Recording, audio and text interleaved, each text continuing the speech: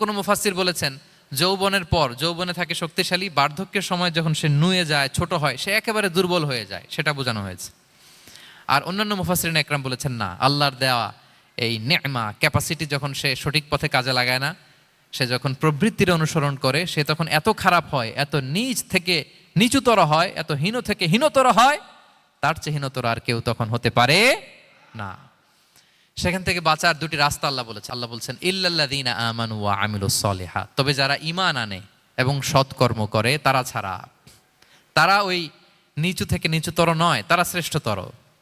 ঈমান এবং সৎকর্ম, ঈমান এবং আমলে সালেহাত। কোরআনের অনেক জায়গায় আপনি আয়াতটা পাবেন, ইন্নাল্লাযীনা আমানু ওয়া আমিলুস সলিহাতি কানাত লাহুম জান্নাতুল ফিরদাউসি নুজুলা।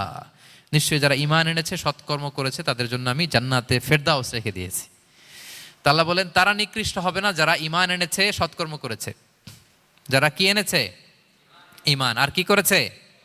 সৎকর্ম করেছে। ইল্লাল্লাযীনা আমানু, যারা ঈমান এনেছে, সৎকর্ম করেছে, ফালাহুম আজরুন গায়রু মামনুন, তাদের জন্য রয়েছে অফুরন্ত পুরস্কার, মানে জান্নাত। তাদের জন্য কি? ওই জান্নাতে যেতে আমরা চাই কি চাই না বলেন? রাস্তা কয়টা? এটা চলে গেছে ডান দিকে, এটার গন্তব্য হচ্ছে ডেস্টিনেশন জান্নাতুল ফেরদাউস। আর এটা শয়তানের পথ, এটা আপনার প্রবৃত্তির দেখানো পথ, এটা চলে গিয়েছে জাহান্নামে। So now the decision is years.